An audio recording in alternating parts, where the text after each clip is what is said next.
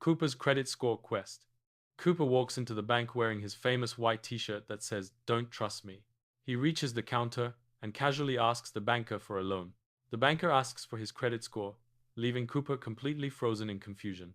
Cooper's brain starts spinning like a cartoon washing machine as he wonders if it's a video game level. The banker explains that a credit score tells lenders how trustworthy someone is with money. Cooper sits down with a notebook to learn that scores usually range from 300 to 850. He imagines a financial reputation meter floating above his head, glowing green when he's responsible. He learns that payment history is the biggest factor, and late payments make scores angry. Cooper realizes that using too much of his credit card limit can make lenders nervous. He discovers that having a long history of responsible credit use helps the score grow.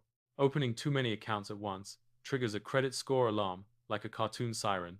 Cooper realizes a credit score is just a number built from everyday money habits. He closes his notebook, finally understanding the simple truth behind the mysterious magic of credit. Pointing to his "Don't Trust Me" shirt, he laughs at the irony of his new knowledge. He reminds us that your score follows you everywhere, so treat it as a helpful tool,